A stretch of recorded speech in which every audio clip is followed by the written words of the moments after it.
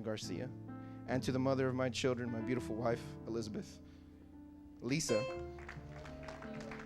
A lot of you may not know her name is Elizabeth, but my text this morning comes from 1 Peter chapter 2, verses 9 and 10. There it is.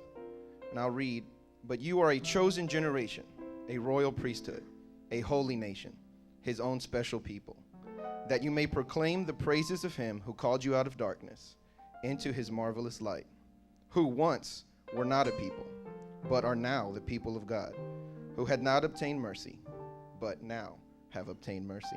You may be seated. Most of you know that when you see me, it usually means you're going to hear something about the Navy or Texas. Today is no different. But what I really want to talk about this morning is heritage. Is that okay? Those are my two favorite subjects, Pastor. All right. I'm a fourth-generation Pentecostal, and my wife, Lisa, is third-generation apostolic. We were born and raised in church.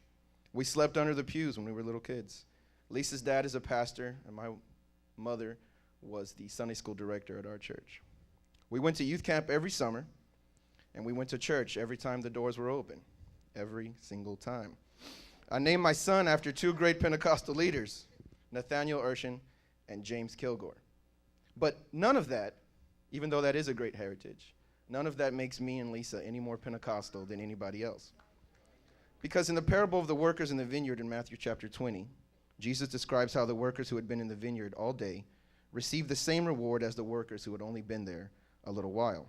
Being born again with the evidence of speaking in other tongues gives you instant Pentecostal heritage. When you come out of that water, you are part of the body of Christ and a part of this great history. Topeka, Kansas becomes your home of record, and Azusa Street becomes your state of legal residence. Some of you in the Navy might recognize that. Part of this great history is the brush arbor. If you're not familiar with brush arbors, they were what the first Pentecostals in this country would use when they needed shelter for camp meetings and revivals. So before there were tent revivals, there were brush arbor revivals. Brush arbors are not fancy. They're the opposite of fancy. They're about as rough as you can get. The wonderful thing about brush arbors was not what they looked like, because they really did not look like much. It was what happened underneath the brush arbors. Healings, miracles, deliverance, all happened under brush arbors. Pentecostal experience took this country by storm under brush arbors. Brush arbors represent that God does not need a fancy building, air conditioning, or even walls to move. Matthew 18 and 20, "For when 2 or 3 are gathered together in my name, there I am in the midst of them." I promised you earlier that I would mention the Navy, and here it is. In my time in the Navy, I have visited 25 countries and almost as many states. I have seen what the world can offer, and it does not compare to the beauty of this altar. Amsterdam has piles of trash in the streets. Venice smells bad. If you've never been there, I'm sorry for disappointing you. Rome is confusing and expensive. Dubai is miserably hot and plagued with sandstorms. Colombia is dangerous, and Japan is excessively humid.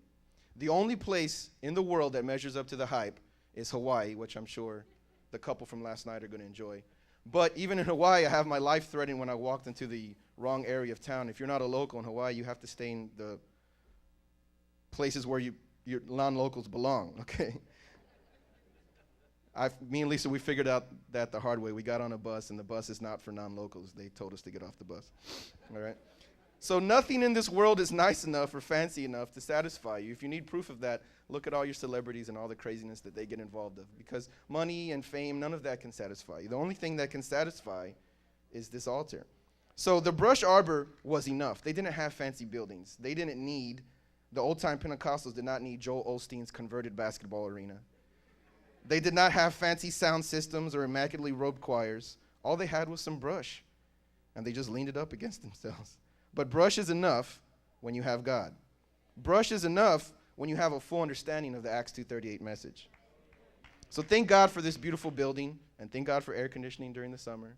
And those of you who have been here a while, you did an excellent job converting this old moose lodge into a beautiful house of worship.